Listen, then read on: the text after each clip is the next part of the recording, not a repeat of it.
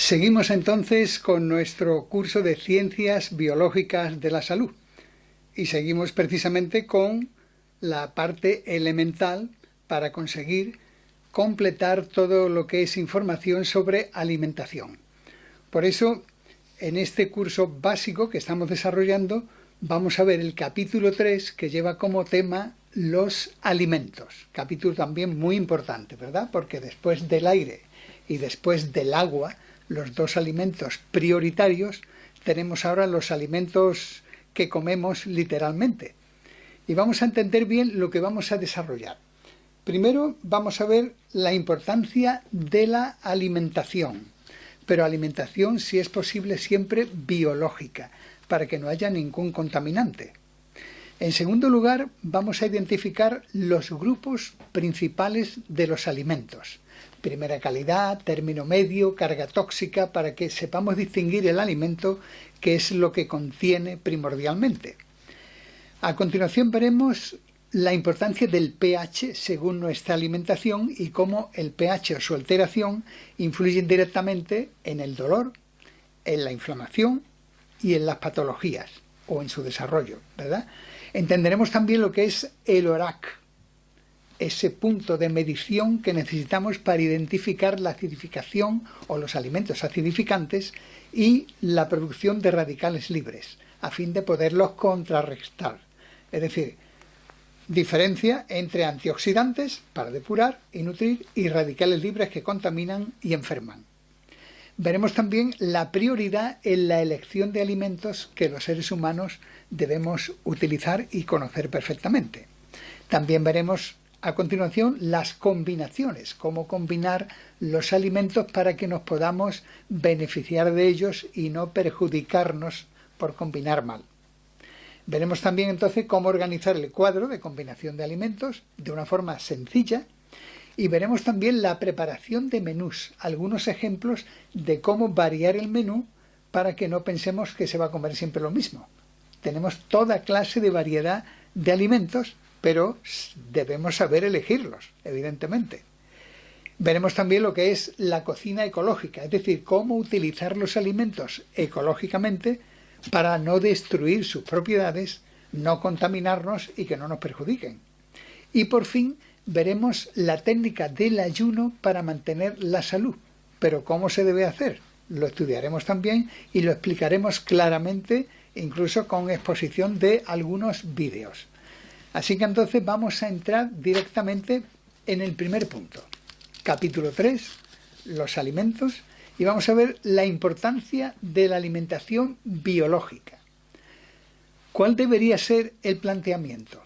Fíjense, el alimento natural, siguiendo los dictados de las grandes organizaciones ecologistas, el alimento natural de origen biológico, sin alteraciones químicas ni genéticas, ya hemos dicho que después del aire y del agua es prioritario comer alimentos de este nivel de calidad biológicos. Entonces, aunque podemos estar hasta 30 o 40 días tomando solo líquidos sin ingerir alimentos sólidos, sin embargo, los productos alimenticios fabricados por la naturaleza tienen la capacidad de aportarnos todos los elementos nutrientes que enriquecen y mantienen las funciones físicas, químicas y energéticas de nuestro organismo. También, ¿qué es lo que influye en la forma de alimentarnos? Que no solo es cuestión de comer y meter alimento sólido en el cuerpo, es cuestión también de disfrutar de los sabores. Esta es una de las cuestiones importantes, por eso lo enfatizamos. Es decir, el alimento no es solo como una máquina a la que le echamos combustible. El alimento debe ser algo agradable, susceptible de ser comido con facilidad y atractivo. Por lo tanto, hay que disfrutar la alimentación. Esto es muy importante. Ahora bien, al consumir alimentos de origen biológico, que es a lo que vamos, no solo estamos colaborando a evitar nuestra propia contaminación y degradación celular, que es tan común en nuestros días, sino que también colaboramos a disminuir el consumo generalizado y la producción de alimentos impregnados de sustancias químicas que tardan luego centenares de años en desaparecer de nuestro entorno. La química sintética tiene este gran problema. se va quedando en el subsuelo y pone en grave e inminente peligro la vida de nuestros descendientes y de todas las especies del planeta. Esto todo el mundo lo debería de tener muy claro, porque así prevenimos la extinción progresiva de la humanidad, que es lo que ocurre en ciertas zonas donde se estimula el consumismo y la alimentación es elevadamente contaminante. Así que es importante, por supuesto, moralmente, asumir esta responsabilidad que es ineludible para todos los seres humanos que tengan cierto nivel de moralidad. En las cuestiones de la vida y del medio ambiente que disfrutamos y legamos a nuestra descendencia, ahí no debe haber excusa. La realidad es que no existe una postura neutral en esta cuestión, como en nada que tenga que ver con la maravilla perfecta de la creación. No podemos negligentemente permitir que todo se vaya destruyendo y degradando, porque entonces seríamos indignos de vivir en este planeta. Pero fíjense la historia. En los años 70 del pasado siglo XX comenzó una carrera imparable enfocada tanto a engrosar los ingresos materialistas de las multinacionales agrícolas como a contaminar y degradar la vida animal y vegetal que existe en el medio ambiente natural. Esta información se puede encontrar con facilidad en Internet, hablando sobre Monsanto Company, por ejemplo, una de las principales compañías de producción de semillas transgénicas y de pesticidas, insecticidas y demás altamente degradantes y contaminantes. Desde entonces, desde esa época, las estructuras celulares de las semillas naturales las han estado invadiendo mediante manipulación genética en el laboratorio experimental con genes de bacterias resistentes a los fungicidas y a los antibióticos, llegando al punto de conseguir especies vegetales, especialmente el maíz, la colza, la soja y muchas otras, que aunque sean fumigadas fuertemente, aguantan el ataque del veneno, mientras que el resto de las especies del entorno vegetal natural desaparecen bajo la agresión, dejando el terreno cargado de elementos altamente contaminantes y manteniendo la vida solamente esas especies transgénicas que aguantan todos esos venenos que se quedan en nuestro subsuelo y van a toda la cadena alimentaria. Así que, a la vez, muchas especies de cultivos genéticamente alteradas segregan por esta manipulación toxinas venenosas procedentes de los genes bacteriales inoculados, que matan a los insectos que tratan de chupar su savia o de comer sus granos, ingresando el veneno en la cadena alimentaria que hemos mencionado, tanto mediante los animales que se alimentan de dichos insectos como por medio de los vegetales alterados genéticamente que ingieren todos los seres humanos que no conocen esta técnica degradante. Volvemos a lo mismo. Si queremos más información, no solo hay que ir a Internet, simplemente hay que buscar informes de Greenpeace. Y entonces tendremos gran información sobre esto. Por ejemplo, hay un artículo muy sencillo de localizar que se llama Guía Roja y Verde de los Alimentos Transgénicos, publicada por Greenpeace. Así que esta información se debería de dar en todas las escuelas, porque todo ser humano tiene derecho a saber lo que nos están haciendo con este tipo de manipulación sin pedirle permiso a la humanidad, solamente engrosando ciertos intereses. Así que debido a todo el proceso anterior, desde la época indicada, los años 70, hasta la fecha, el aumento de enfermedades alérgicas ha sido galopante, lo que ha hecho eclosionar, por supuesto, los ingresos económicos de las multinacionales farmacéuticas, que evidentemente solo tratan los síntomas de las patologías o de los procesos degenerativos, causados por la alteración genética y la contaminación, sin corregir, por supuesto, nunca las causas. De ahí la tolerancia, desgraciadamente, de los sistemas políticos ante tales agresiones contra la salud pública, de cuyos beneficios obtienen una sustanciosa financiación. Evidentemente, el triángulo multinacional que forma los intereses agrícola, político, farmacéuticos, tiene muy bien controlado el panorama económico y consumista a nivel global, aún a sabiendas de que tales experimentos masivos y destructivos tienen potencial suficiente como para acabar con la vida en la Tierra. Todo esto es también información de la organización Greenpeace. ¿Cuál es la trampa legal? La trampa legal de los productos nutricionales está en el etiquetado.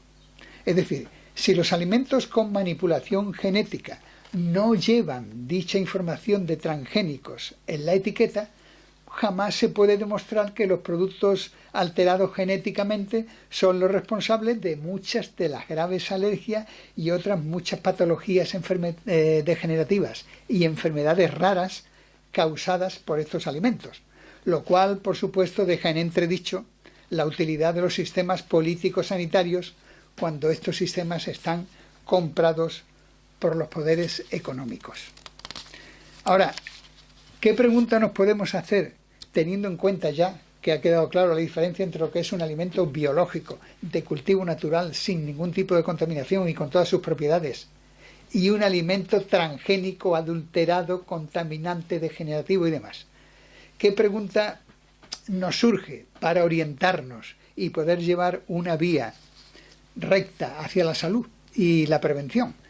La pregunta sería, ¿cómo podemos identificar los alimentos adecuados para mantener la salud? Es decir, vamos ahora a comprar alimentos biológicos o alimentos cultivados en un tipo de cultivo razonable que no lleve transgénicos ni sustancias químicas. Bueno, pues dentro de este tipo de alimentos, ¿qué tenemos que distinguir?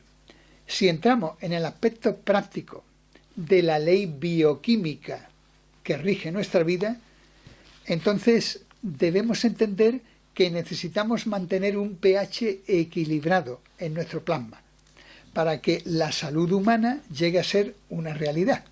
Ahora, tengamos en cuenta que el pH normal que debemos equilibrar con los alimentos biológicos que comemos, por eso hay que saber comer y combinar los alimentos, el pH normal del plasma debe encontrarse entre 7,38 y 7,45, concretamente, ni más ni menos.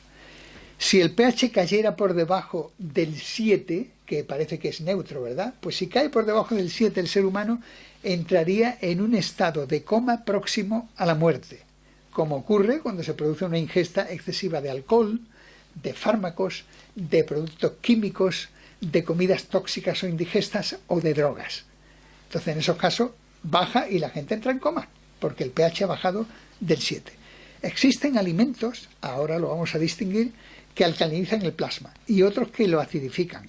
Este conocimiento implica una lección imprescindible que todos los jóvenes deberían aprender en la escuela primaria, sobre todo conociendo cómo se conoce que el exceso de acidosis en el organismo desplaza el oxígeno y cuando la célula se encuentra privada de oxígeno por más de 48 horas, se sale de su ritmo o de su proceso natural y entonces se transforma progresivamente en célula cancerosa, se va degenerando. Y aunque el sistema inmunológico tiene suficiente potencial para regular este problema, circunstancialmente, si tal situación se mantiene por un tiempo prolongado, las células degenerativas comienzan a invadir el organismo.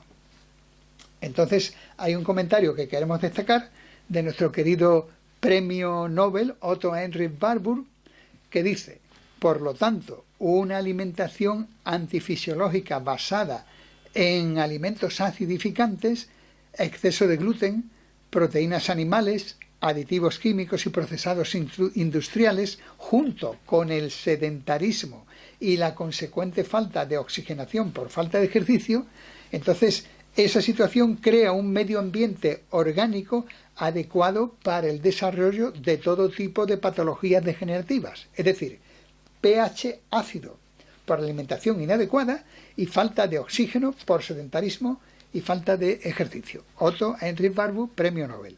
Por lo tanto, para regular nuestra vida y aprender cómo debemos de regular también nuestro pH, debemos clasificar los alimentos en 3 grupos.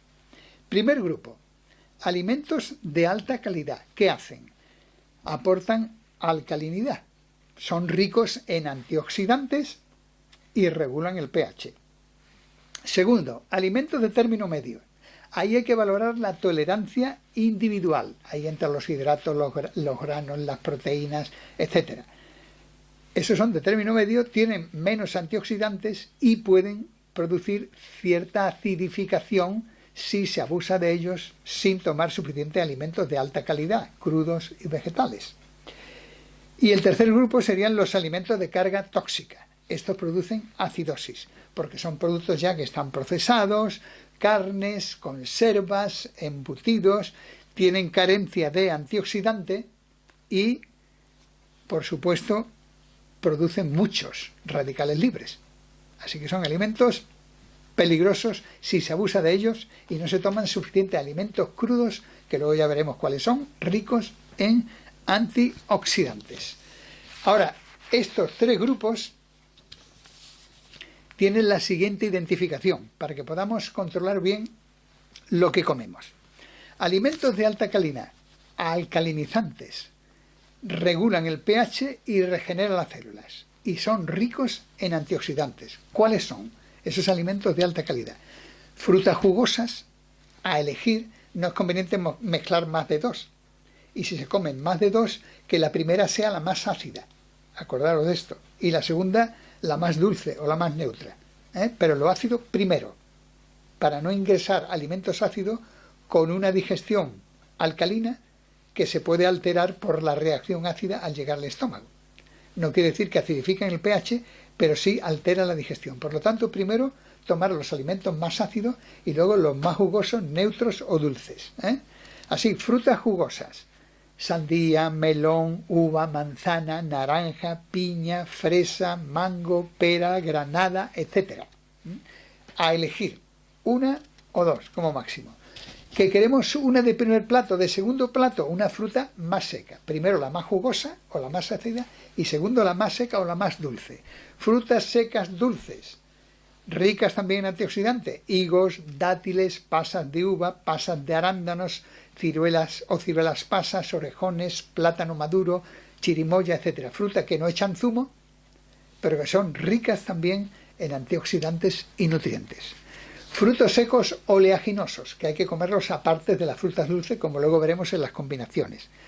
Frutos secos oleaginosos, crudos, por supuesto, para no alterar por calor su vitamina E, su omega 3 y sus antioxidantes, son las almendras, avellanas, anacardos, aguacate, semillas crudas como sésamo, lino, chía, etcétera, etcétera. Todos estos son frutos secos oleaginosos, ricos también en antioxidantes, lipoides y deben ser siempre crudos. Hortalizas o verduras tiernas o legumbres tiernas, pues fíjense para elegir: berenjena, calabacín, lombarda, endivia, coliflor, calabaza, apio, lechuga, aloe, que quizás sea el más alcalinizante de todos, granos germinados, toda clase de germinados, judías verdes, habas tiernas, etcétera, etcétera. Raíces comestibles: zanahoria, remolacha, cebolla, rábano, puerro, nabo, etcétera. Hortalizas con fécula o hidrato, como la patata, la batata, el boniato, la yuca, etc. Jugos recién licuados, como jugos de verdura, jugos de frutas, bebidas como las horchatas, de arroz, de chufa, de almendra, de soja, etc. La miel natural también es de primera calidad, antioxidante y alcalinizante. El agua de mar o la sal marina integral, todo bien diluido al nivel de nuestro plasma, como ya hemos hablado en el capítulo del agua, ¿verdad?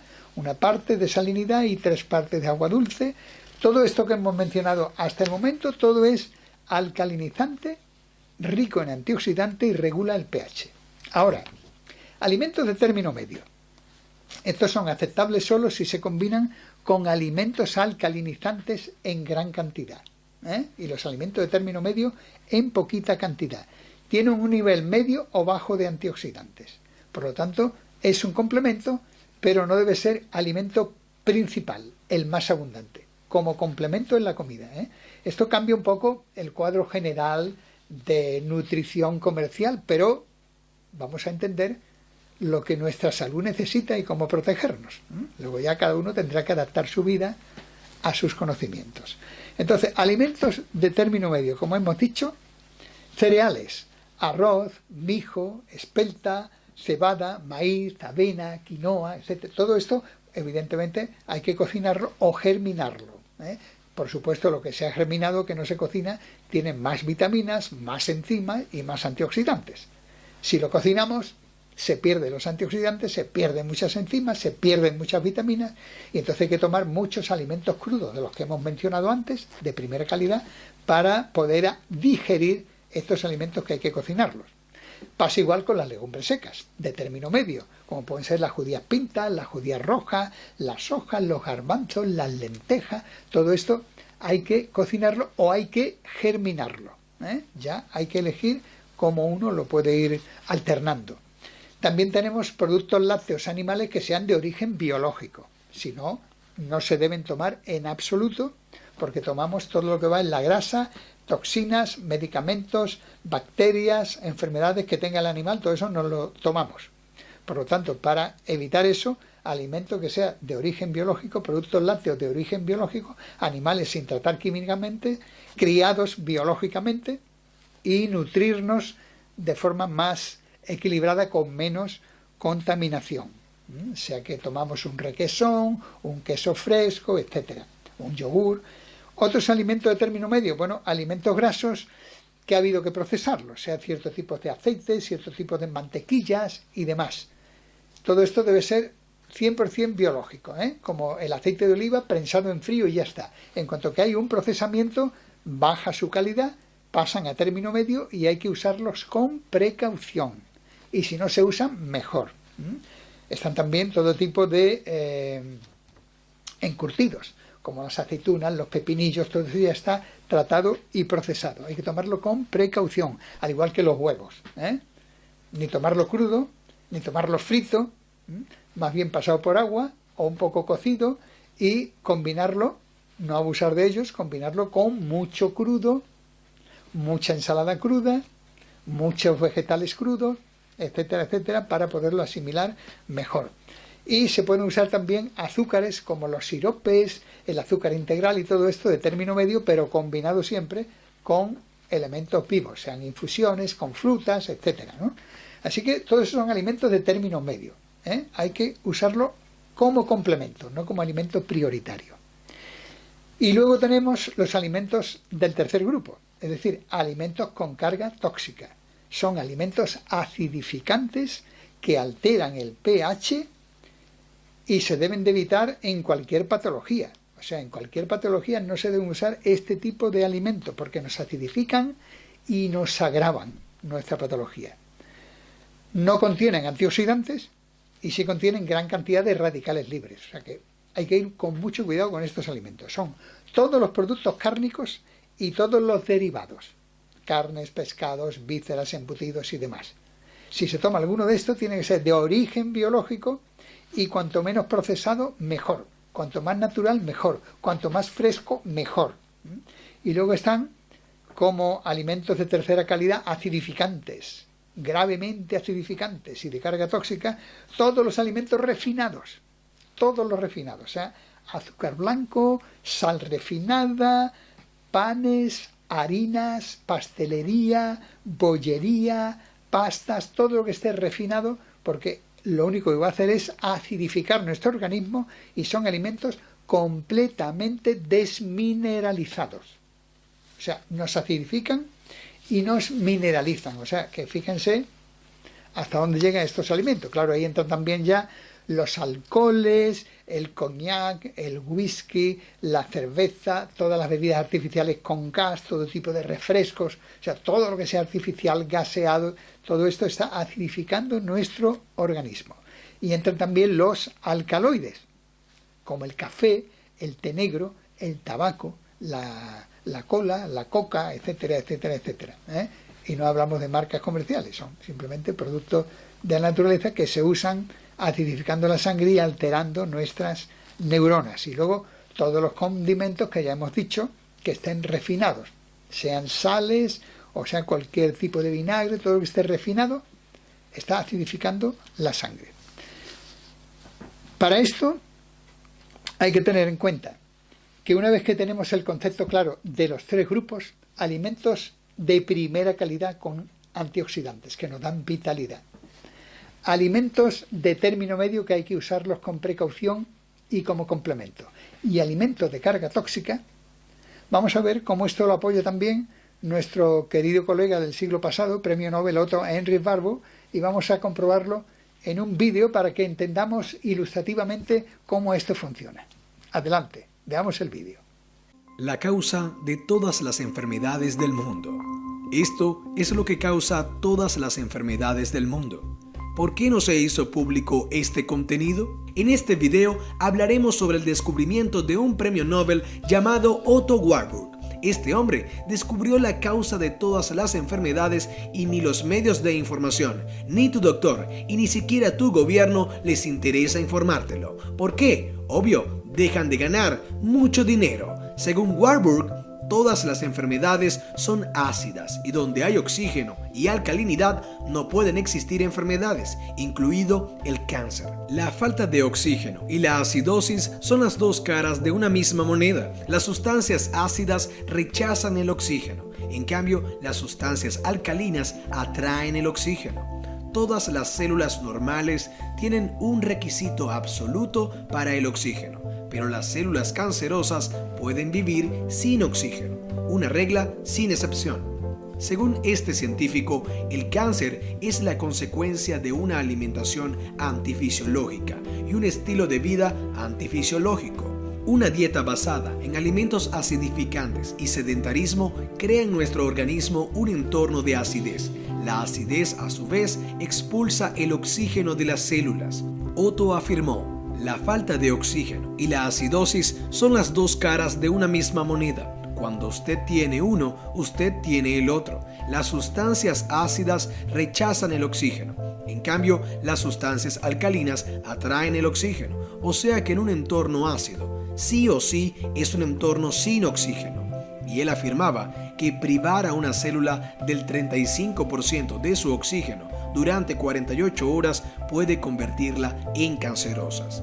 Según Otto Warburg, todas las células normales tienen un requisito absoluto para el oxígeno, pero las células cancerosas pueden vivir sin oxígeno, una regla sin excepción.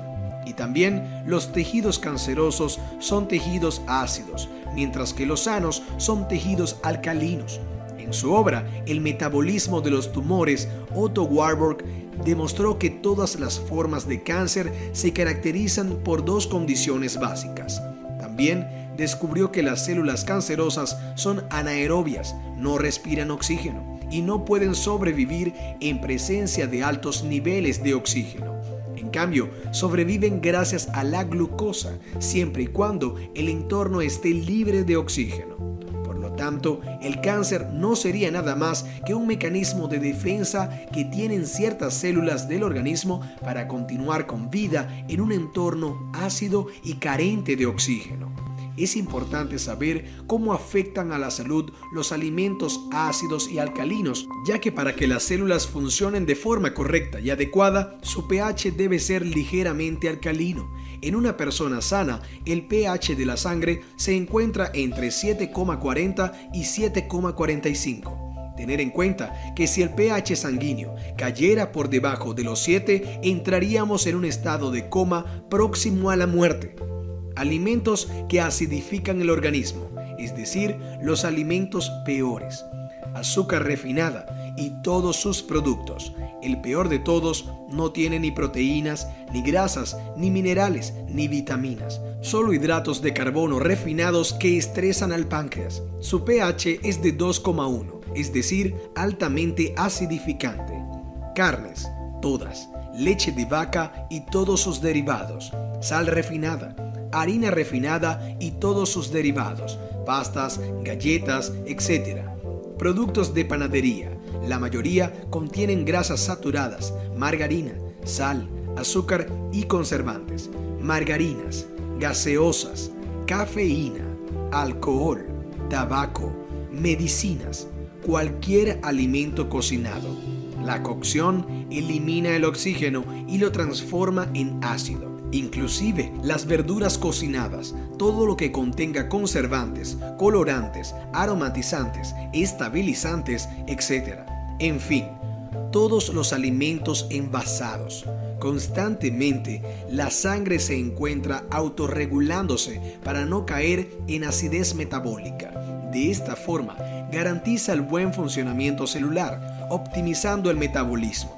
El organismo debería obtener de los alimentos las bases minerales para neutralizar la acidez de la sangre de la metabolización, pero todos los alimentos ya citados aportan muy poco y en contrapartida desmineralizan al organismo, sobre todo los alimentos refinados.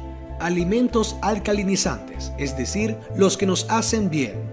Todas las verduras crudas, algunas son ácidas, pero dentro del organismo tienen reacción alcalinizante.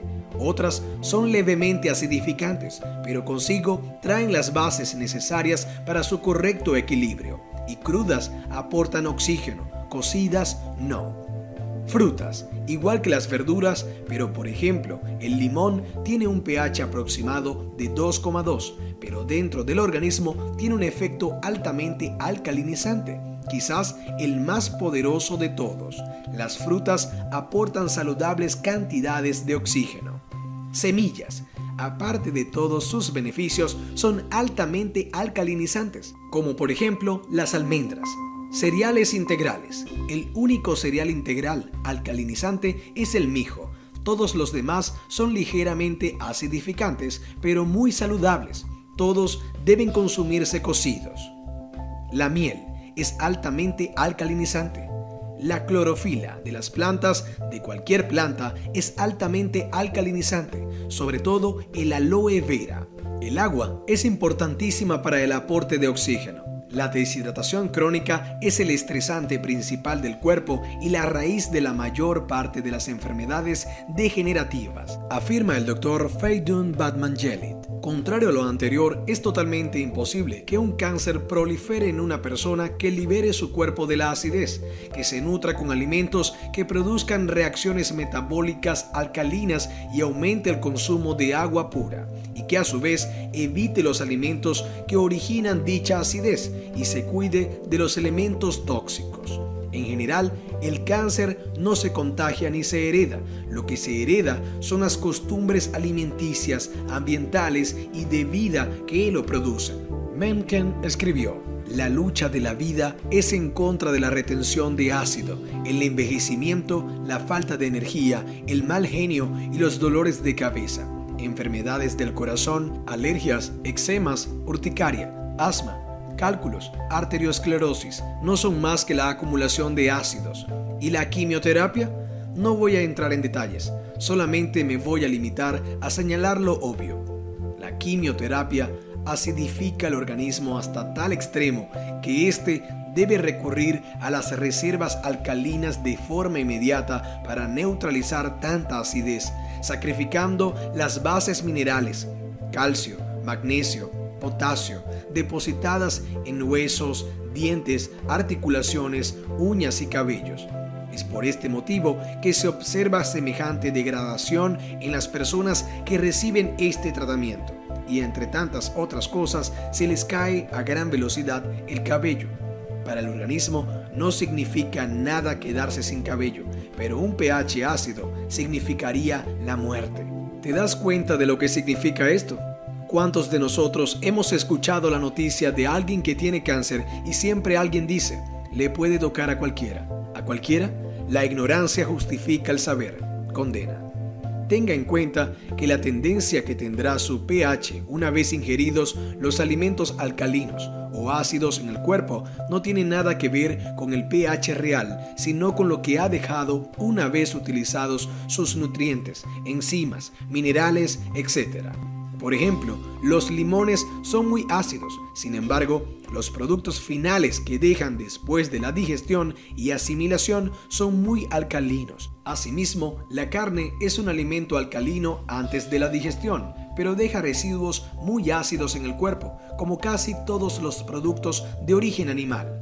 Todas las carnes son alimentos formadores de residuos ácidos. Les recuerdo que el listado de alimentos alcalinos y ácidos de este video son solo una guía de la influencia que tendrán en su pH.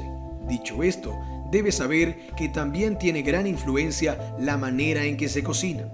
Por ejemplo, Si el brócoli es cocinado en una olla a presión y durante mucho tiempo, perderá muchos de sus nutrientes como las enzimas y fitonutrientes, los cuales son útiles solo si están vivos.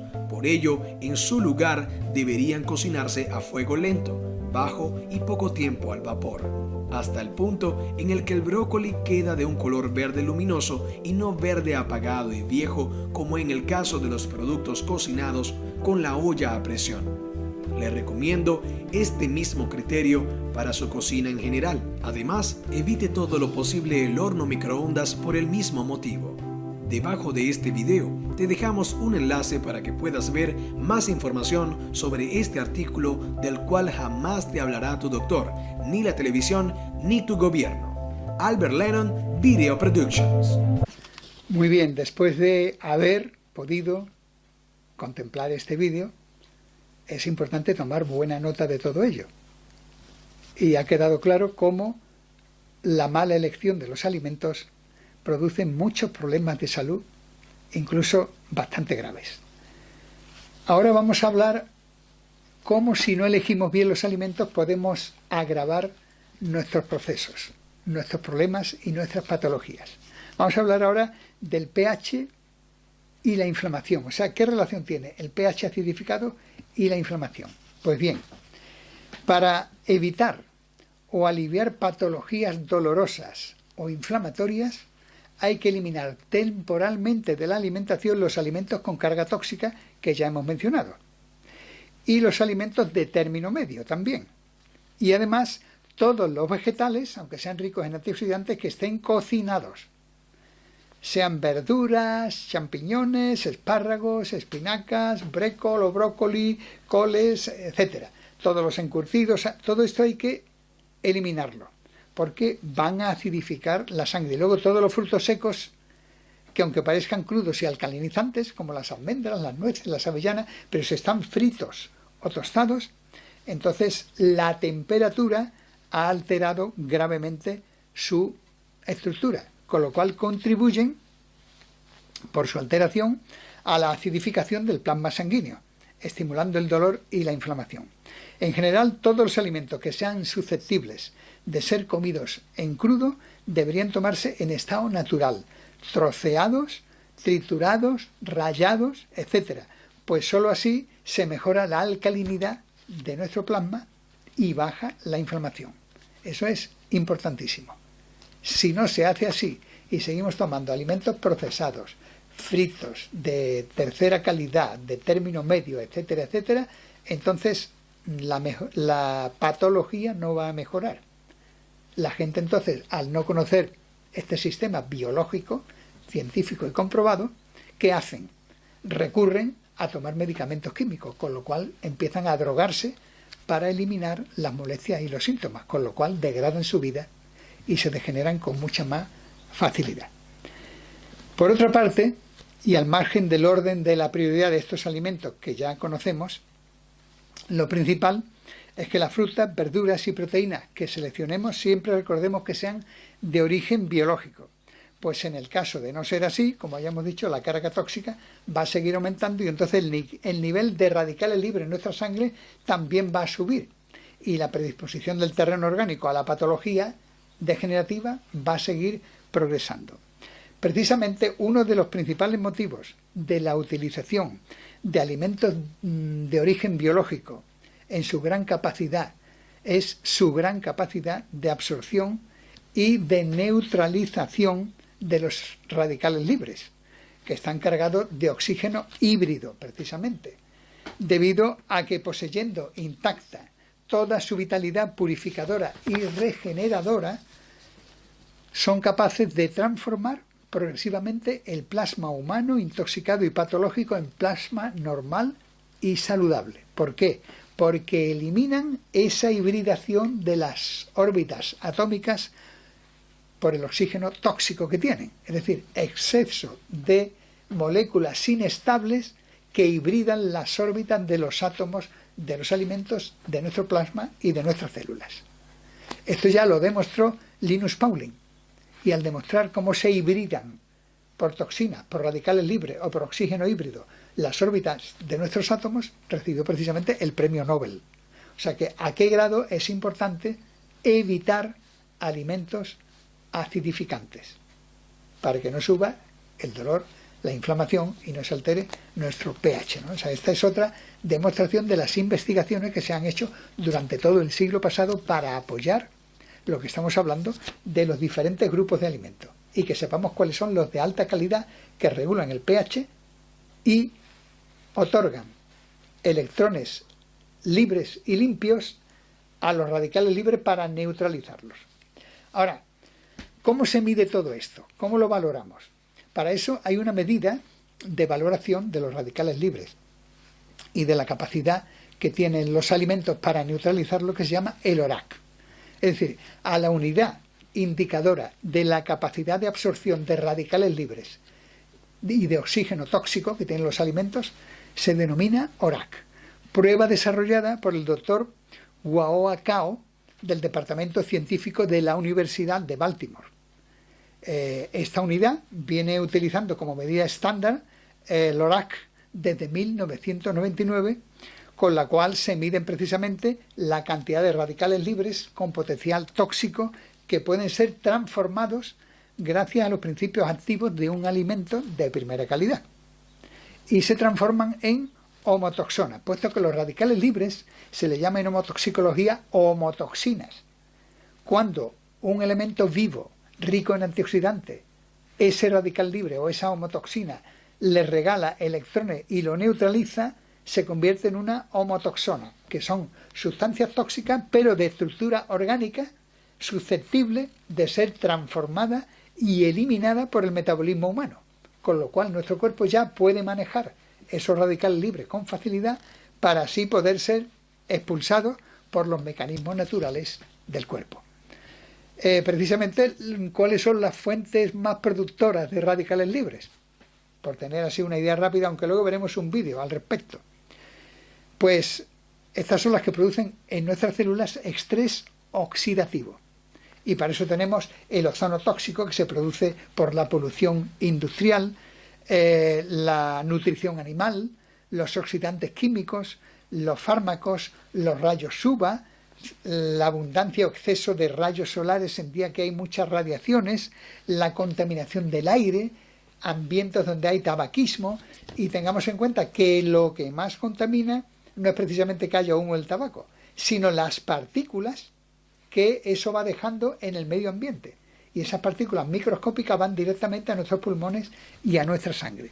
Se calcula que una persona normal necesita entre 1.500 y 1.700 unidades de ORAC que aportan los alimentos con antioxidantes cada día para mantener un cierto equilibrio de salud en su célula y en su plasma sanguíneo, a condición de vivir en un ambiente, como hemos dicho, natural y libre de contaminación, lo cual resulta fácil de obtener cuando se toma al menos el 50% o más de alimentos crudos en cada comida, como mínimo, siendo esta propiedad especialmente peculiar en los alimentos biológicos ricos en jugo, en suero natural y en antioxidantes.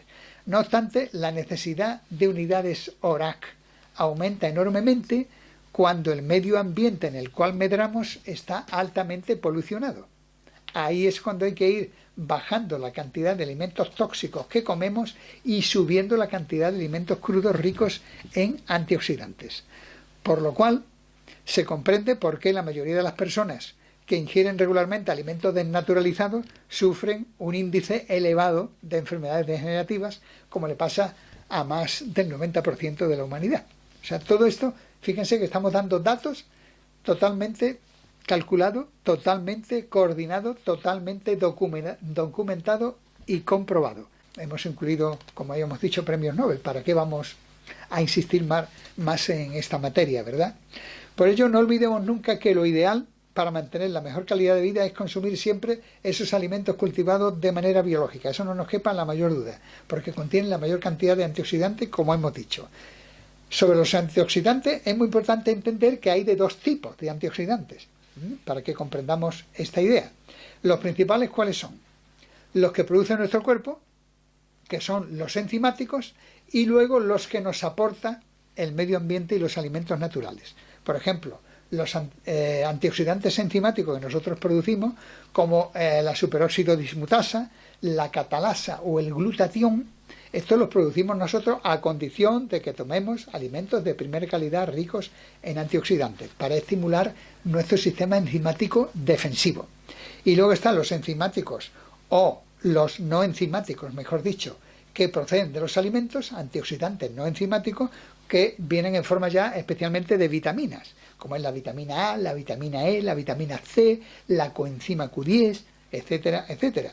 ¿Y dónde hay más cantidad?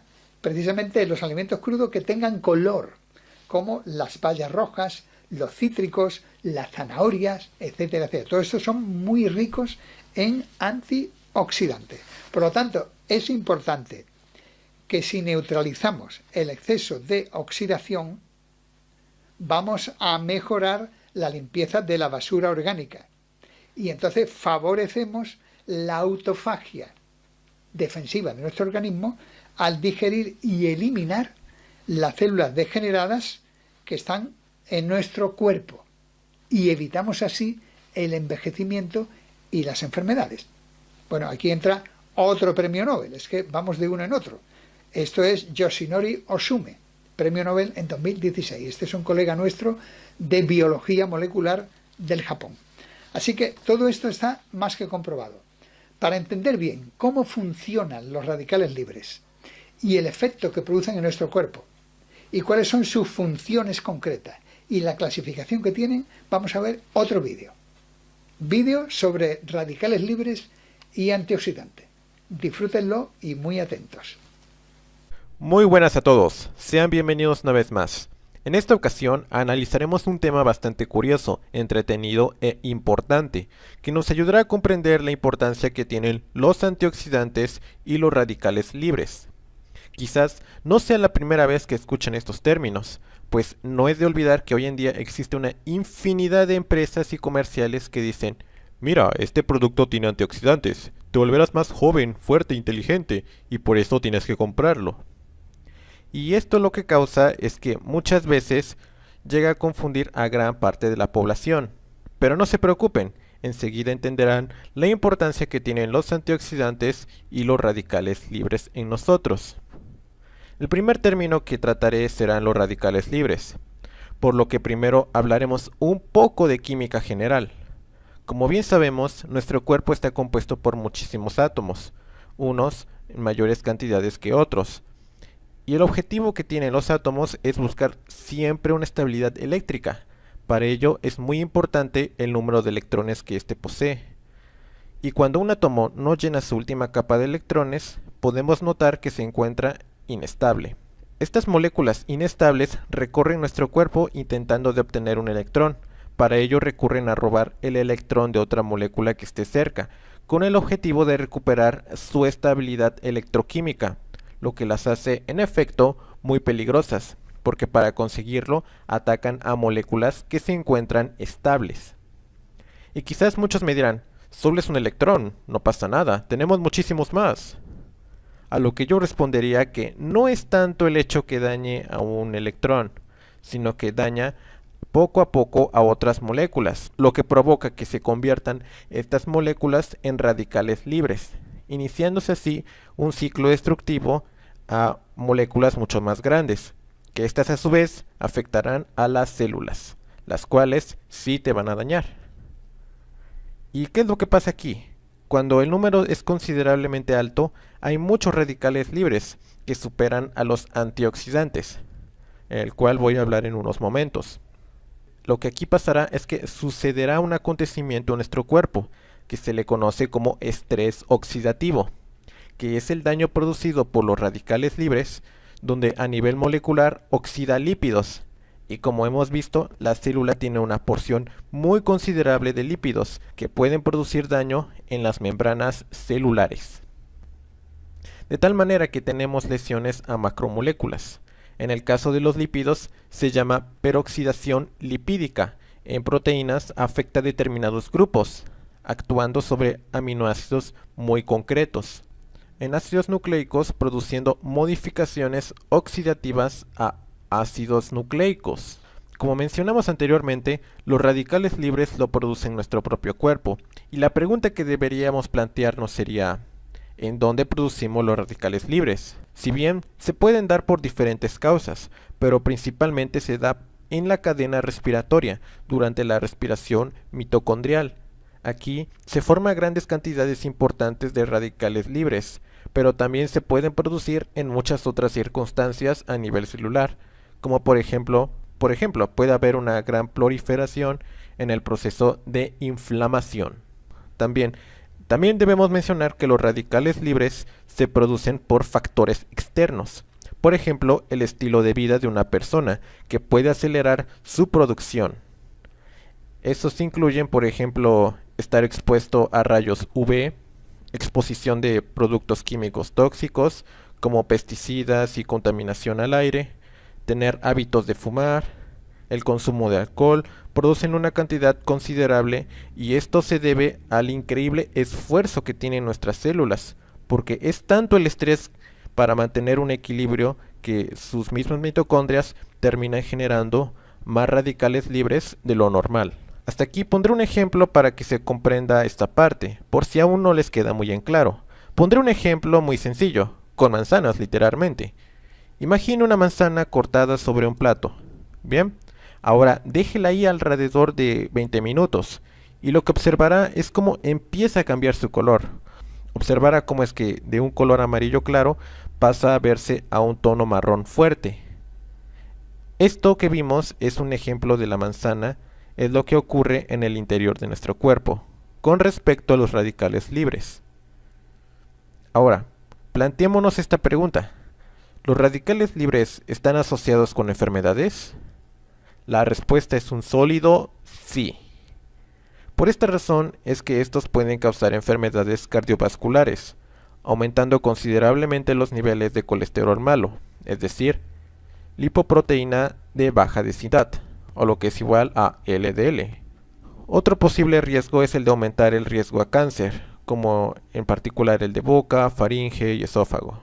Otro dato que se tiene, que es muy importante sobre los radicales libres y que no suele ser muy contado, es sobre su efecto que tiene en los ácidos nucleicos, los cuales causarán un daño muy importante a la presencia de los genes, pues se ha demostrado que pueden modificar genes. Luego hay una participación en las citoquinas, las cuales pueden producir activación de moléculas que se denominan factores de transcripción nuclear. Por lo que hemos estado analizando sobre los radicales libres, sabemos que es inevitable para nuestro cuerpo producirlos, y a pesar de todo lo negativo que estos producen, hay que verlo por la otra cara de la moneda, ya que también tienen un aspecto positivo después de todo. Por ejemplo, cuando se forma por el metabolismo o por el sistema inmune, es con la finalidad de atacar a virus y bacterias que estén presentes en nuestro cuerpo. Así que después de todo, sí tiene una característica inmunológica. Es por eso que es muy importante la alimentación de nosotros, porque si nuestro cuerpo tiene la incapacidad para neutralizar los radicales libres, a los que nos exponemos diariamente, nos obliga a recurrir a nutrientes con la propiedad de neutralizarlos. Estos nutrientes actúan liberando electrones, que son captados por los radicales libres, convirtiéndose así en moléculas estables. Los compuestos con esta capacidad reciben el nombre de antioxidantes, tema que va directamente relacionado con el anterior. Y recientes estudios han demostrado que pueden ser la producción más eficaz contra el envejecimiento celular y las enfermedades degenerativas. Para controlar la producción excesiva de radicales libres en el cuerpo, existen los antioxidantes. Son moléculas que previenen la oxidación de otras moléculas, de manera que disminuyen o previenen los efectos de los radicales libres. ¿Qué pasa a nivel molecular? Lo que pasa es que donan un electrón a los radicales libres, como bien dijimos al inicio, de esta manera reduciendo así su reactividad. Lo que los hace únicos, en efecto, es que pueden donar un electrón sin convertirse en radicales libres reactivos. Bastante interesante por lo visto. A pesar de que la alimentación contiene una gran cantidad de antioxidantes, ningún antioxidante puede combatir los efectos de cada radical libre, porque así como estos tienen diferentes efectos en diferentes áreas del cuerpo, cada antioxidante se comporta de manera diferente, debido a sus propiedades químicas. Aquí es importante hablar de su clasificación.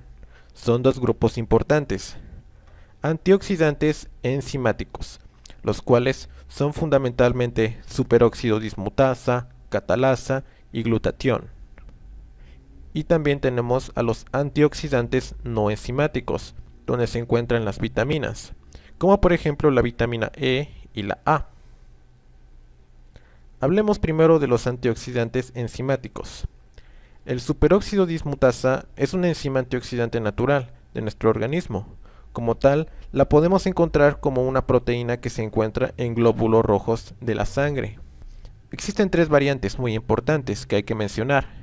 SOD1 se encuentra en el citoplasma celular, SOD2 en las mitocondrias y SOD3 en el líquido extracelular, en donde su función principal está la de la descomposición del superóxido, refiriéndonos a lo que conocemos como O2, en peróxido de hidrógeno, de tal manera que se disminuyen los efectos oxidantes que el oxígeno ocasiona en sus células, debido a que es un antioxidante natural, por lo que es capaz de reparar los daños causados por la oxidación celular, y esto se le considera como uno de los mejores remedios para retrasar el envejecimiento. Luego hablaremos de la catalasa. La catalasa es una enzima que está presente en muchos tipos de células. Su función es proteger a las células del efecto tóxico del peróxido de hidrógeno, lo que comúnmente llamamos como agua oxigenada. Su principal reserva serán los tejidos del cuerpo humano, de tal manera que evite que se forme un estrés oxidativo. Glutatión. Lo encontramos en forma de glutatión reducido, GCH. Lo podemos sintetizar en el hígado. La síntesis de glutatión depende del trifosfato de adenosina, a lo que es igual al ATP. ¿Y qué creen? Es el más poderoso de su cuerpo e incluso ha sido llamado el antioxidante maestro. El glutatión se compone de 3 aminoácidos importantes: cisteína, glutamato y glicina. ¿Qué es lo que lo hace tan diferente de los demás antioxidantes?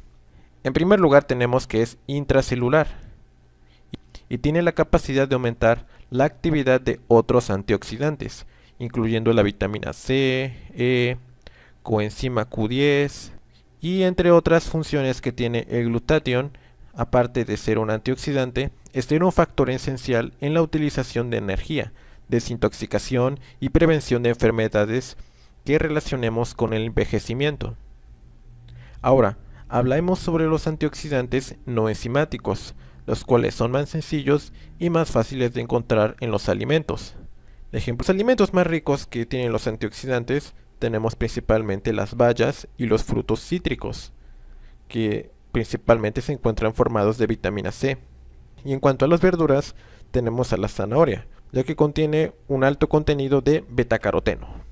Entre alimentos que por lo general no llegamos a encontrar una gran cantidad de antioxidantes son las carnes. Y como conclusión final siempre les digo la importancia que tiene la alimentación en nosotros. Siempre cuiden muy bien su dieta para que sean una persona saludable, sin preocuparse de la para que así eviten en gran manera la suplementación de antioxidantes. De verdad, es muy buena la alimentación y el ejercicio. Pregunta final. ¿Cuál es el funcionamiento de la glutatión con respecto a los radicales libres? Espero tu respuesta en los comentarios. Y para el siguiente episodio espero seguir hablando sobre las increíbles funciones que tienen nuestras células. Muy bien, pues después de haber visto en este vídeo la importancia de los antioxidantes y la importancia de utilizar bien los alimentos adecuados para poder eliminar de nuestro cuerpo la gran cantidad de radicales libres que de una u otra manera puede entrar diariamente en nuestro organismo, vamos a ver ahora a nivel alimentario el orden de prioridad en la elección de los alimentos. Cómo deberíamos comer y cómo deberíamos elegir los alimentos adecuados para defendernos de la contaminación y mantener la salud y la juventud el máximo tiempo posible mientras dure el actual sistema de cosas contaminado. Así que elijamos el orden de prioridad. Ya hemos dicho que hay alimentos de alta calidad, alimentos de término medio y alimentos de carga tóxica. Cantidad, como mínimo el 70%, hablamos ya de una prevención meditada y tratando de que sea lo más efectiva posible. 70% de alimentos de alta calidad, crudos, vitamínicos, mineralizantes, reguladores del pH y ricos en antioxidantes. Como máximo un 20% de alimentos de término medio. Y en una persona sana y normal, si no quiere ser vegetariana, como máximo un 10% de alimentos con carga tóxica, que ya los hemos identificado anteriormente. Un ligero incremento en la cantidad de alimentos de término medio, no hidrogenados ni refinados, sino sanos y de calidad adecuada, puede resultar indicado en épocas de crecimiento, de gran ejercicio físico o procesos de recuperación por desgaste excesivo, debido a que en tales circunstancias el organismo humano puede metabolizar con más facilidad alimentos concentrados con mayor riqueza proteínica como cereales, legumbres, huevo o algún derivado lácteo o bien incluso animal de origen biológico. Pero esto es en estos casos. Si queremos prevenir y llevamos una vida normal y no hay un desgaste excesivo, no hay una necesidad real, como ahora veremos también por otro vídeo relacionado con la investigación del premio Nobel japonés Yoshinori Ohsumi, como no hay necesidad real para el cuerpo humano de tener que ingerir regularmente alimentos de origen animal, aunque esto no deba ser nunca una regla rígida, ¿verdad?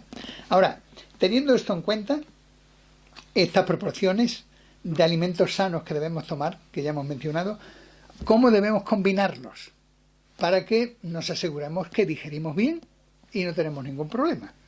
Bueno, la base fundamental para una buena combinación de los alimentos está en el conocimiento de la actuación de los diferentes enzimas sobre cada tipo de alimento que segrega el aparato digestivo, teniendo en cuenta siempre, según la investigación bioquímica, que al mezclar los alimentos de cualquier manera, como tradicionalmente se hace, ¿no?, en la cocina convencional, pues se corre el riesgo de que al ingerir dos tipos de alimentos no afines, no compatibles entre sí, que deben ser disociados por enzimas diferentes, entonces la acción de uno de los enzimas bloquea el enzima contrario del otro alimento, con lo cual una parte de los alimentos que hemos ingerido quedan incapacitados para poderse digerir, produciéndose así los frecuentes casos de problemas digestivos de diversa índole y con los años, debido a la reincidencia habitual, patologías más graves por toxemia generalizada en diversos puntos del organismo, dependiendo de los órganos débiles de cada persona según su constitución genética individual. Así que es muy importante la combinación. Ahora, una pregunta que surge aquí. Entonces, para una combinación fácil, para que las personas no tengan mucha complicación para combinar los alimentos, ¿qué debemos conocer? Pues debemos conocer los grupos fundamentales de alimentos para su adecuada combinación y su adecuada digestión. Lo dividimos en dos grupos: grupo de frutas y elementos dulces o grupo de verduras o elementos aceitosos o salobres. Entonces, esos dos grupos son los principales: grupos de frutas y cosas dulces o grupos de verduras y elementos aceitosos o salobres. Ahora, ¿cómo montamos un cuadro de combinaciones para que tengamos ejemplos de cómo preparar un menú? ¿Cómo montamos las combinaciones? Muy fácil. Por ejemplo, supongamos que elegimos un grupo de frutas. Bueno, pues vamos a ver cómo es la combinación bien ordenada para una comida de frutas. Se toma primero, que ya hemos mencionado algo antes brevemente, se toma una clase de fruta jugosa a elegir: melón, uva, piña, sandía, cualquier fruta jugosa. Una vez que hemos tomado esto, si hay hambre, además podemos incluir un segundo plato. Es decir, comemos una fruta más seca, que no suelte jugo, y que sea dulce, como los higos, los dátiles, los plátanos, las pasas de diversas frutas, etc. Y ahora, una vez que yo me he saciado de fruta jugosa y luego he tomado mi fruta seca, ¿qué tomo con esto para combinar bien? Entonces me tomo una bebida de infusión digestiva, según mi caso en particular, que puedo consultar con el profesional de salud, que sea mi guía o que sea mi monitor, ¿verdad? Y entonces podemos combinar con esa infusión generalmente, también depende de cada caso y del tipo de infusión, pero con combinaciones de infusiones normales, digestivas, relajantes, etcétera, podemos combinar como si fuera una especie de té con leche, podemos combinar ese té de plantas con bebida de soja, bebida de chufa, bebida de avena, bebida de arroz y así por el estilo. Entonces no hay ningún problema, con esto se puede endulzar un poco de miel o un poco de azúcar integral de caña, o si la persona es diabética un poco de stevia, es decir, ya es cuestión de combinar bien, ¿eh? En el caso del grupo de verduras, primero siempre la ensalada cruda, los antioxidantes, los betacarotenos, la cebolla, la zanahoria, el apio, los rabanitos, las lechugas de hojas coloreadas, etcétera, etcétera. El tomate o jitomate, como dicen en México, todo esto lo podemos combinar a nuestro gusto, no hay ningún problema. Y muy importante aderezar esto con semillas germinadas, porque los germinados tienen muchas enzimas, ayudan a digerir. Bueno, con esto ya estamos alimentados, bien aderezado, con sal integral o mejor con agua de mar, aceites vírgenes y demás. Ahora, ¿con qué acompaño la ensalada? La acompaño con verduras cocinadas a gusto y, si es posible, muy poco cocinadas y que estén al dente. Entonces podemos hacerla un poquito al vapor, un poquito asadas o a la plancha, un poquito revueltas, semicrudas, con sus especias, con su aceite, con su sal integral o con su chorreón de agua de mar, etc. Entonces ya tenemos un buen plato combinado para acompañar. Y con las verduras cocinadas o semicocinadas, ¿qué ponemos si uno tiene hambre y quiere algo más proteico o más hidrato? Entonces elegimos una clase de proteína o de hidrato. Así que después de una ensalada abundante y variada, no hay problema en la mezcla. Y las verduras bien preparadas y aderezadas, sin guisar mucho tiempo, sino lo justito, ahí ponemos una sola clase de proteína o de hidrato, porque es muy importante hacer bien la digestión y digerir lo que se come. Esto es fundamental, de poco nos sirve combinar muchos hidratos y muchas proteínas pareciendo que nos vamos a alimentar mejor, cuando después vamos a tener indigestión, pesadez, acidosis, problemas circulatorios, problemas renales, problemas intestinales. No merece la pena. Mejor tomar una sola clase de proteína o de hidrato. Es decir, que si elegimos un hidrato, podemos elegir una clase de cereal, sea arroz, sea mijo, sea quinoa, sea avena, etcétera, o una clase de raíz de tipo patata, boniato, yuca, etcétera, ¿no? Que queremos algo más proteínico. Entonces, en vez de usar en esa comida hidrato, decimos, no, quiero algo más proteínico. Entonces usamos o una clase de legumbre o una clase de alimento de origen animal si no somos vegetarianos. ¿Que optamos por la legumbre? Tenemos judías rojas, frijoles, judías pintas, garbanzos, lentejas, soja. Es decir, elegimos una clase de grano, que esto sí, va cocido, evidentemente, o también, si va en la ensalada, puede ir germinado, ¿eh? Ya tenemos la ensalada, tenemos las verduras y tenemos una clase de grano, sea cereal o sea legumbre. Y si la persona no es vegetariana, bien, pues un día a la semana o cada 10 días, máximo 10% de la alimentación de origen animal, máximo, entonces se puede usar una clase de carne de ave, que sea biológica o salvaje, o una clase de pescado fresco, no marisco ni conserva, pescado fresco, que también sea natural, de pesca extractiva o salvaje, sea a la plancha, sea al vapor, sea al horno, etc. Entonces, todo esto hace una gran riqueza alimentaria para cualquier persona. Pueden variar cada día de alimento y nunca se cansarán. Y se puede aderezar con especias naturales, con aceites vírgenes, con agua de mar o con sales integrales, ¿eh? Así que fíjense la riqueza para preparar el menú.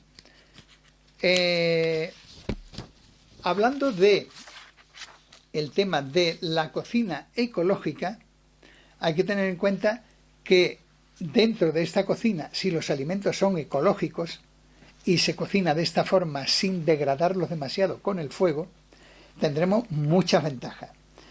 Y para mejor digestibilidad es preferible no tomar postres en las comidas, pues dicho hábito de tomar cosas dulces después de comer salobre y aceitoso, entonces esto colaboraría al aumento de las fermentaciones digestivas, los gases, las putrefacciones intestinales, etcétera, por causa de la incompatibilidad y porque el azúcar, cuando está más de 20 o 30 minutos en el estómago, mezclado con la comida que hemos comido previamente de aceites, legumbres, hidratos y demás, el azúcar se va fermentando, porque la fruta en 20 o 30 minutos está digerida.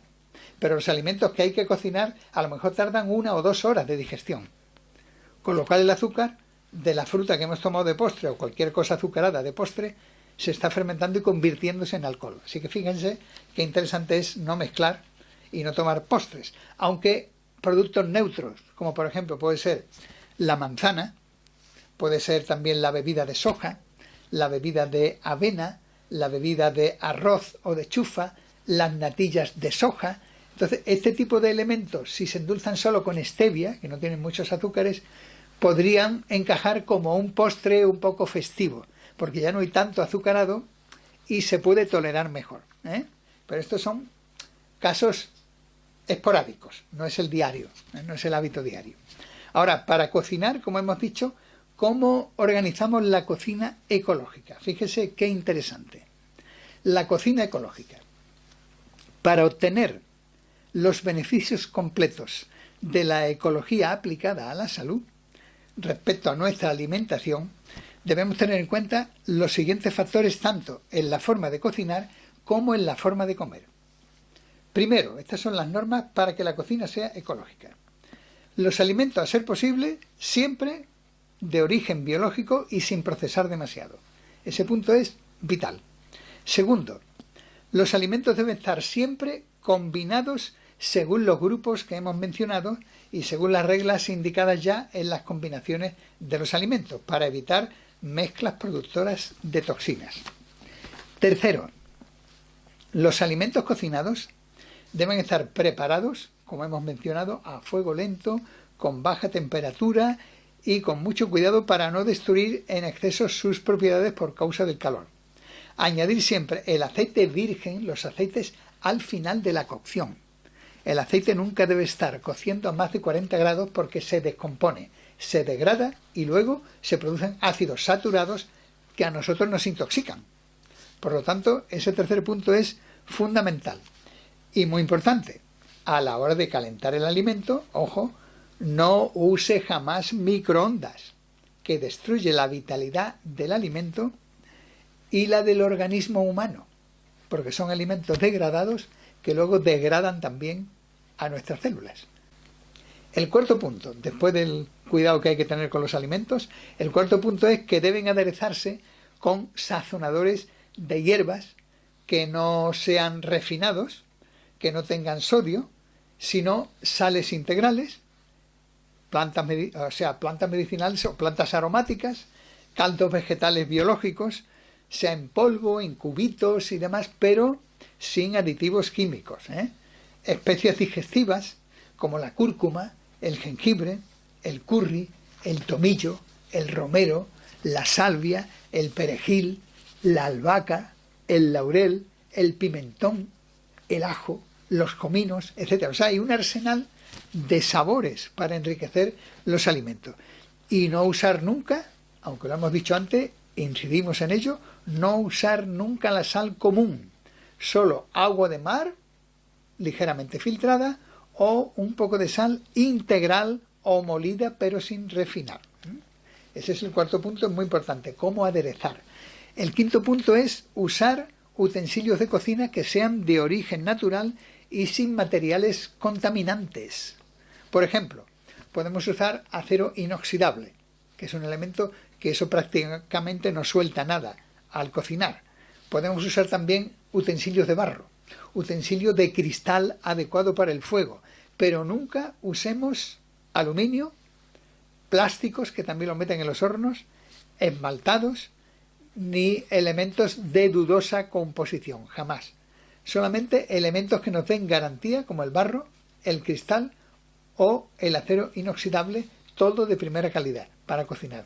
Todo lo demás que utilicemos puede soltar química o metales pesados, lo cual se va acumulando en nuestro organismo y sumándose a los radicales libres, con lo cual luego, como hay que hacerle al 90% de las personas, requiere una gran desintoxicación larga y prolongada.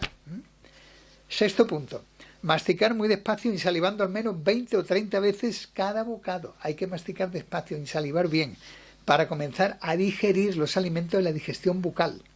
Si hay problemas dentales, debe triturar los alimentos con una batidora antes de comérselos y insalivarlos muy bien. También, si se toma bebida, ingiera pequeños sorbos y salivando poco a poco y muy bien. Esta técnica evita muchos problemas de salud, porque si bebemos de golpe mucha cantidad de líquido, diluimos los jugos gástricos y ralentizamos la digestión, con lo cual no podemos digerir bien, estamos creándonos un problema. Y el séptimo punto, comer con estado de ánimo calmado, disfrutando de la comida y de los sabores, desconectando la mente de las inquietudes de la vida, en un lugar con luz natural y buena ventilación para que pueda respirar profundamente y potenciar la calidad de su nutrición, tanto a nivel digestivo como a nivel respiratorio y energético. Si no está tranquilo, relájese, tome abundante agua o infusiones relajantes y cuando esté de buen ánimo, entonces coma y disfrute. Tiene que ser así. Es la única forma de mantener realmente la salud.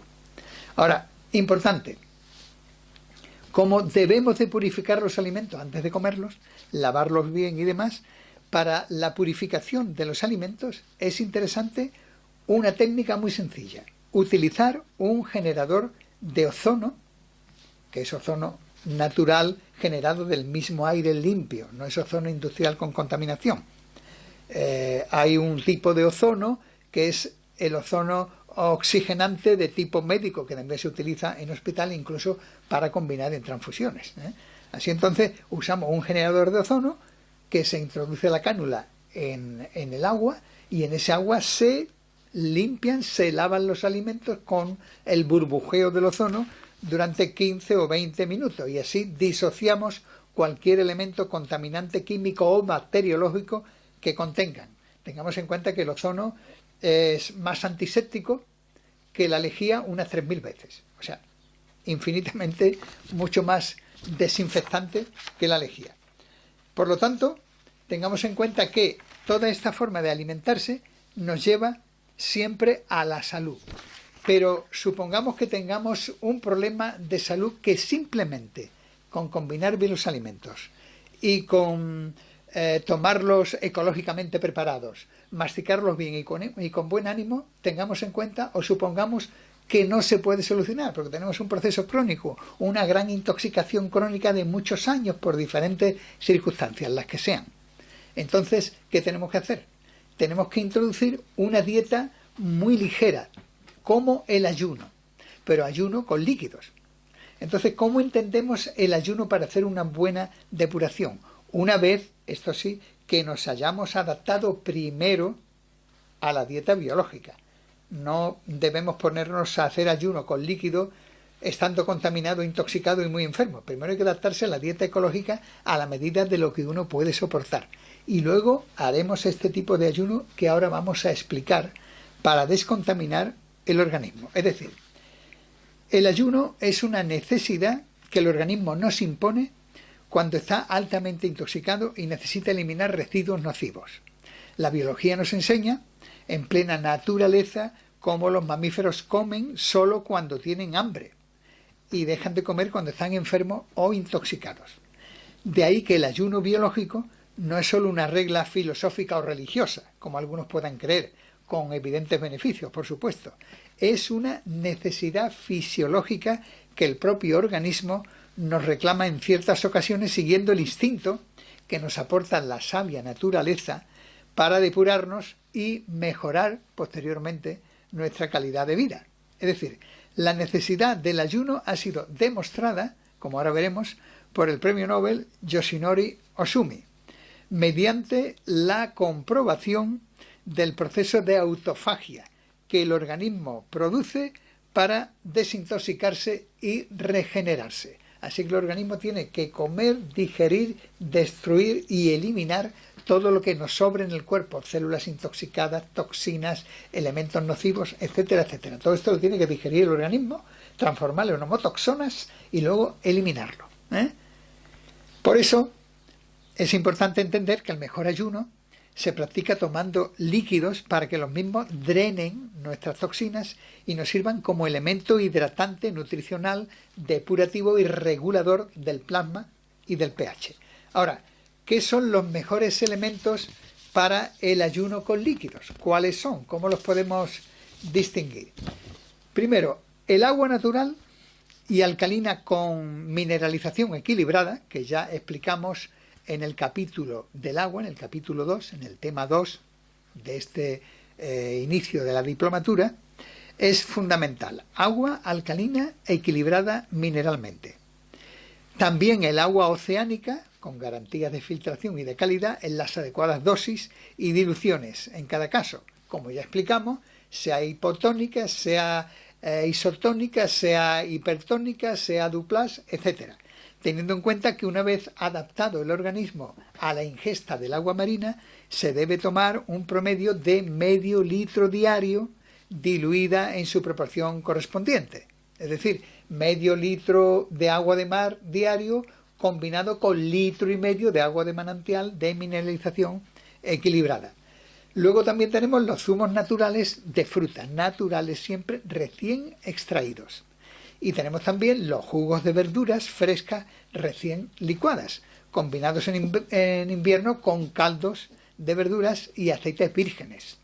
Pero el jugo de verdura es importante que sea crudo, sea que licuemos, como ahora veremos un listado, sea que licuemos zanahoria, remolacha, apio, perejil, rábano, etc. Entonces esto se puede combinar o se puede calentar con un poquito de caldo vegetal, por ejemplo de cebolla, de puerro, etcétera, con aceite virgen y el jugo y un chorro de agua de mar. Entonces, todo esto es fundamental. Son los mejores sistemas de nutrición y depuración ante el ayuno. Ahora, ¿cómo podemos explicar científicamente, de una forma sencilla y práctica, cuál es el secreto del ayuno? El secreto del ayuno para depurar y recuperar la salud proviene del proceso orgánico que ya hemos mencionado, que es la autofagia. Entonces vamos a ver un vídeo que se basa en la investigación, como hemos dicho, del premio Nobel Yoshinori Ohsumi sobre la autofagia. Por eso el secreto sobre el ayuno de un día y sus efectos en el cuerpo recibió un premio Nobel. Tomen buena nota y tengan mucha atención con este vídeo muy interesante. Veamos. Mira esto.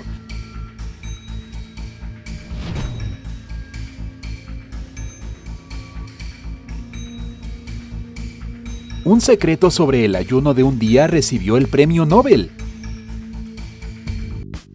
Las células de nuestro cuerpo se desintegran y luego reciclan sus propias partes constantemente.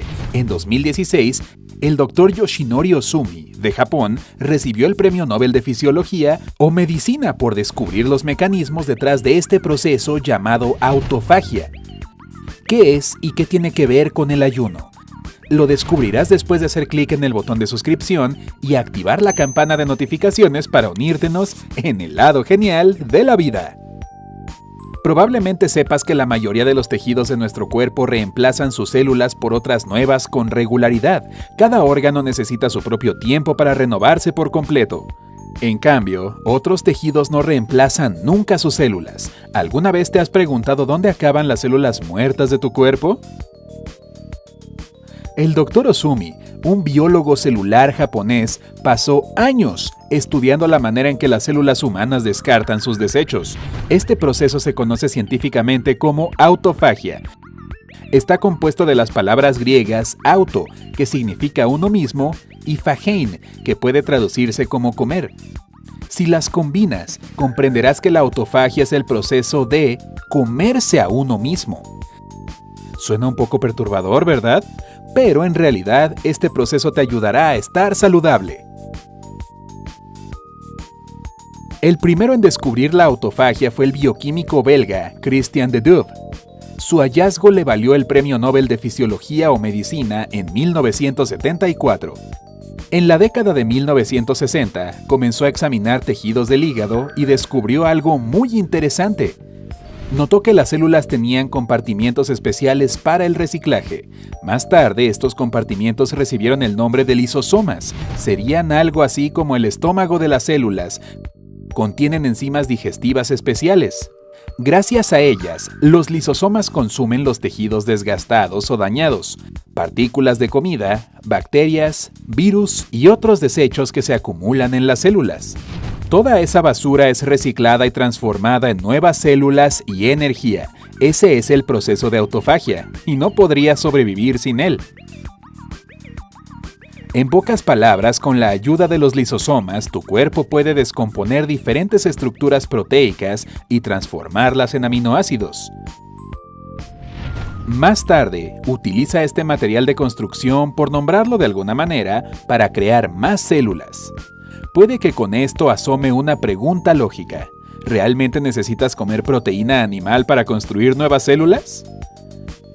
Bueno, supongamos que un ser vivo no consume proteína animal. Sorprendentemente, los estudios demuestran que de todas maneras tendría más o menos la misma cantidad de proteínas y carbohidratos en el sistema digestivo que si consumiera proteína animal. Este misterio tiene una explicación simple. El cuerpo puede utilizar su propia reserva de proteína, almacenada en la forma de células dañadas y bacterias. Cada día tu cuerpo debe reemplazar entre 200 y 280 gramos de proteína. La persona promedio consume aproximadamente 70 gramos de proteína a diario. No es suficiente para crear nuevas células. Al utilizar la basura proteica, tu cuerpo se nutre con la cantidad necesaria. Si el proceso de autofagia del cuerpo no funciona correctamente, una persona puede desarrollar diabetes tipo 2, la enfermedad de Parkinson, algunas enfermedades asociadas a la edad e incluso cáncer. Cuando el mecanismo natural de reciclaje no funciona, las células dañadas y sus componentes comienzan a acumularse en el cuerpo. De esta manera no es posible neutralizar las células cancerígenas y las células infectadas por bacterias y virus peligrosos. Es por eso que puedes acabar con muchas enfermedades serias. El Dr. Ohsumi descubrió que la autofagia se vuelve más intensa cuando el cuerpo sufre de estrés. Ese estrés puede ser producido del ayuno, la restricción de calorías o el hambre prolongada. En ese caso, las células comienzan a utilizar su basura celular, incluyendo las bacterias patogénicas, para producir energía y crear células. Tu cuerpo trabaja duro para restaurar la cantidad de proteína y al mismo tiempo se limpia a sí mismo. En todos sus estudios, el Dr. Ohsumi utilizó el hambre y el ayuno para incitar al cuerpo a descomponer células tóxicas y deshacerse de toda la basura. Resulta que, cuando ayunas, tus células viven más y producen más energía. Tu cuerpo presenta menos inflamación. Además, si eliges restringir la cantidad de calorías que consumes, los niveles de óxido nítrico en tu cuerpo aumentan. Y ocurre que el óxido nítrico es una molécula que ayuda a detoxificar y rejuvenecer el cuerpo. Como puedes ver, el ayuno intermitente, que consiste en alternar periodos de comida y ayuno, puede ayudar al cuerpo a limpiarse. Además, es bueno para perder peso y acelerar el metabolismo. Los beneficios de este método para tu salud son numerosos e incluyen una disminución del riesgo de enfermedades cardíacas, problemas neurológicos y diabetes, así como una reducción en la inflamación, estrés oxidativo y la presión de la sangre. Como si fuera poco, el estrés intermitente puede protegerte contra el cáncer, mejora la longevidad y equilibra tus niveles de colesterol. Hay muchos tipos de ayuno, así que puedes elegir la estrategia que más te guste. Un ayuno de 24 horas. Si te inclinas por este método, debes elegir un día de la semana y no comer. Por otra parte, también es posible desayunar a las 8 a.m. del lunes, por mencionar un ejemplo, y no comer hasta las 8 a.m. del martes. Ayuno intermitente. Si has elegido esta opción, deberás comer como siempre un día y ayunar al siguiente. Eso no quiere decir que no comas nada en los días de ayuno. Si consumes 2000 calorías un día normal, en un día de ayuno deberás reducir el número a 500 calorías.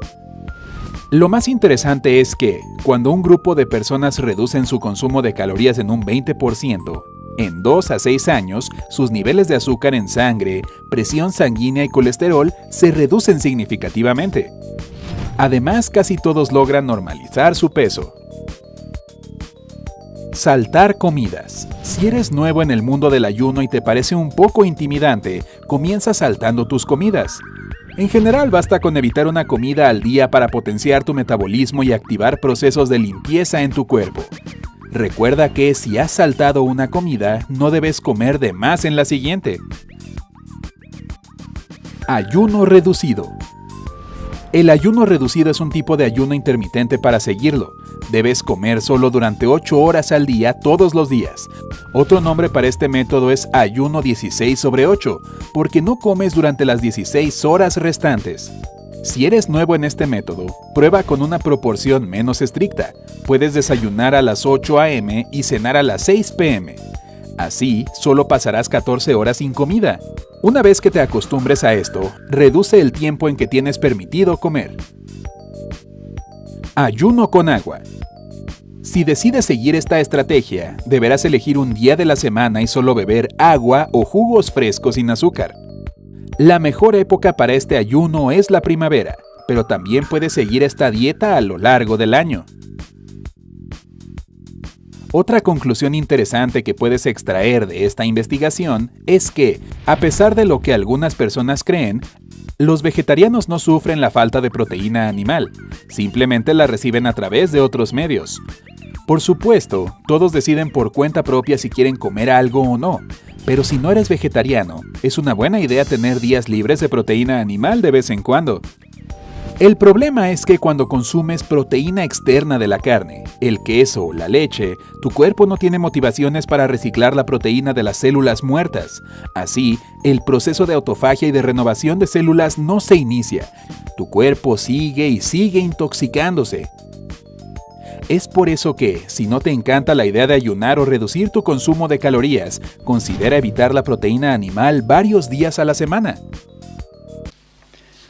Una vez que hemos visto este vídeo, ¿verdad?, hemos entendido la necesidad que tenemos de alimentos ricos en antioxidantes, la necesidad que tenemos de alimentos vivos y la dificultad que nos pueden acarrear todos los alimentos tóxicos de origen animal que recargan nuestro organismo de residuos y evitan que nuestro propio cuerpo haga autofagia con nuestras células intoxicadas y se regenere.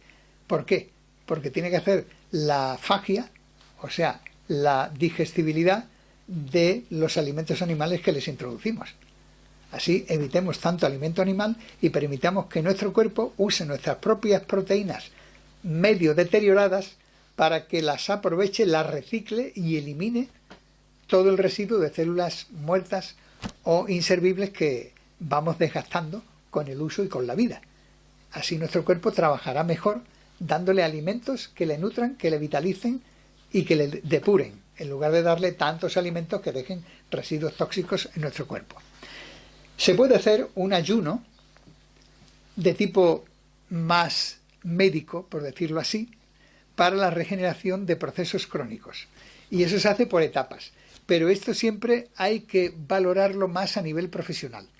No es algo para hacerlo uno en casa alegremente. Se puede hacer, por supuesto, si uno está bien y no pasa nada. Pero si hay enfermedades y demás, más vale que tengamos en cuenta lo que hemos visto también en el vídeo. Ir progresivamente, alternando un día sí, otro día no, para ir adaptando el cuerpo a que se depure con más facilidad, con abundancia de líquidos y con todos los líquidos que hemos dicho anteriormente para nuestro beneficio. El agua mineral equilibrada, el agua oceánica, los zumos naturales de frutas o jugos vegetales, ¿verdad? Entonces todo esto lo vamos alternando con otras comidas de alimentos crudos y ricos en antioxidantes. Ahora, las etapas del ayuno a nivel profesional, cuando alguien se quiere depurar profundamente porque ha habido una enfermedad o una contaminación grave, entonces hay varias etapas que las voy a mencionar brevemente, pero muchas de ellas ya no son adecuadas para que una persona sin experiencia lo haga en casa.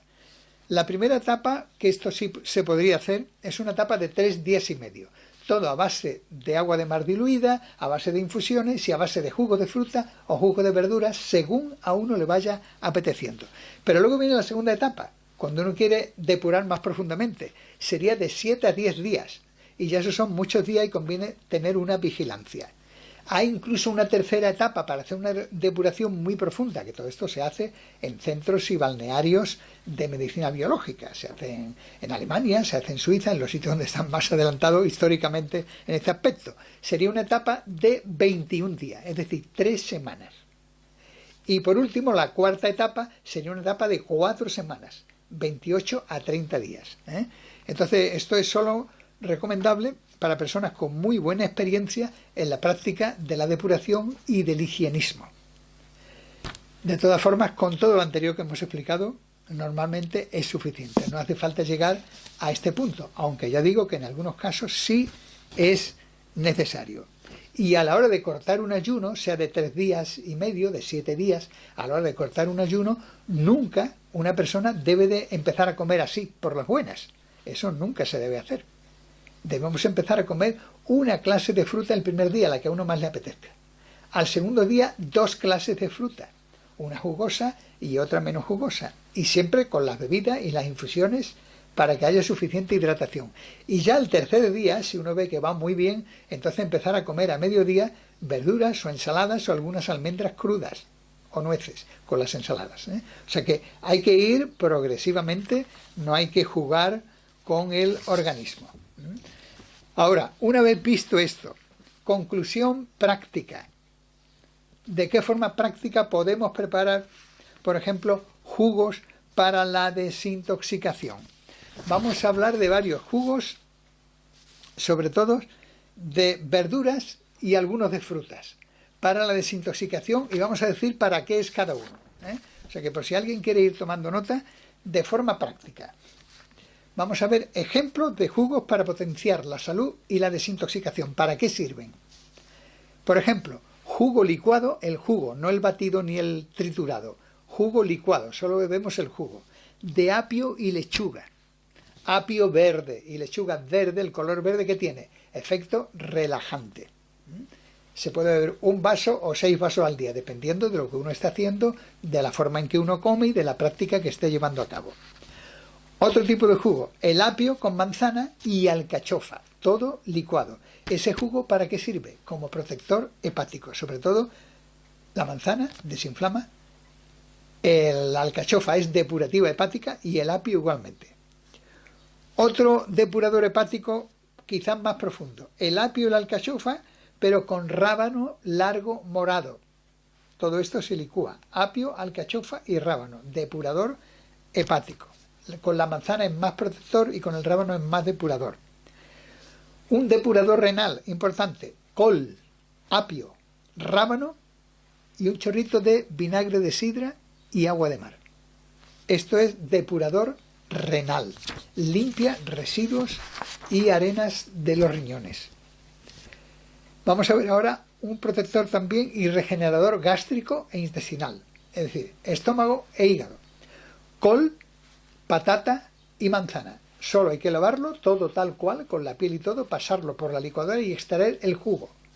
Protege y regenera jugo gástrico, o sea, mucosa gástrica y mucosa intestinal. Otro regenerador importante especialmente para la sangre, remolacha, perejil, espinaca y manzana roja con la piel. Remolacha, perejil, espinaca y manzana roja con la piel. Todo se pasa por la licuadora, se extrae el jugo y esto es protector anémico para evitar la anemia y recuperar incluso si hay anemia. Un efecto depurativo y regenerador profundo en cualquier enfermedad crónica y grave sería remolacha, apio, nabo, col, patata y perejil. Remolacha, apio, nabo, col, patata y perejil. Eso es importante tomar el jugo, pero ¿saben qué es más importante? Cuando hay un efecto crónico, un proceso degenerativo que se ha sufrido por largo tiempo, es importante con todo eso hacer una especie de gazpacho, molerlo con la pulpa y todo, ponerle un poco de aceite de oliva, ponerle un chorro de agua de mar y ponerle una cucharada o 2 soperas a cada cuenco de batido de semillas de lino dorado y semillas de chía triturado. Se hace polvo y se añade y se mezcla con ese puré. Está muy bueno de tomar. Remolacha, apio, nabo, col, patata y perejil. Chorro de agua de mar, aceite virgen de oliva y la cucharada o 2 cucharadas de semillas molidas de lino y de chía. Puede tomarse de eso 2 litros diarios, pero de batido, de papilla. Aparte de que luego beba sus infusiones y sus cosas en otros momentos durante el día. Otro ejemplo, zanahoria, alfalfa y ortiga verde. Zanahoria, alfalfa, las hojitas verdes y la ortiga verde. Todo eso se licúa y el jugo se toma como un tónico para la vista y para el aparato circulatorio. Vista y circulación. Otro jugo, zanahoria, limón, manzana. ¿Para qué sirve la zanahoria, el limón y la manzana? Tiene un efecto antihemorrágico. Ese efecto es muy bueno cuando hay reglas abundantes, cuando hay heridas que cuestan de cicatrizar, incluso se puede triturar también, como en el caso hemos dicho anteriormente, y hacer una papilla de zanahoria, limón y manzana. Y eso tiene efecto antihemorrágico. La piña y la papaya, si hacemos licuado de esto o jugo, mejora la función digestiva y los enzimas. Es muy rico en enzimas, piña y papaya. Otro energetizante antianémico, uva roja, manzana roja y granadas. Todo esto se tritura o se licúa, uva, manzana y granada, todo rojo. Y esto es antianémico.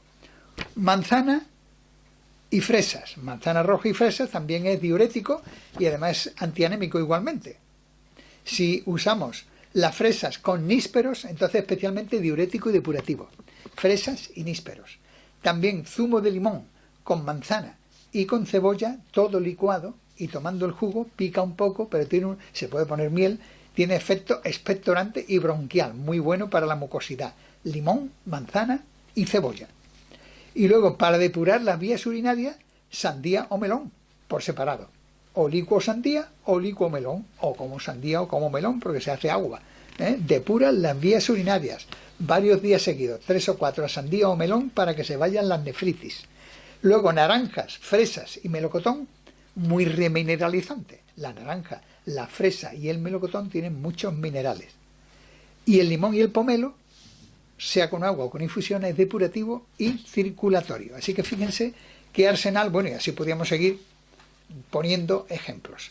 Ahora, ¿qué referencias tenemos de todo esto que hemos dicho? Le voy a mencionar brevemente solo algunos. Por ejemplo, un autor que hemos mencionado es Otto Heinrich Warburg. Acuérdense del pH de la sangre y de la oxigenación. Premio Nobel. Hemos mencionado también a Linus Pauling, Premio Nobel.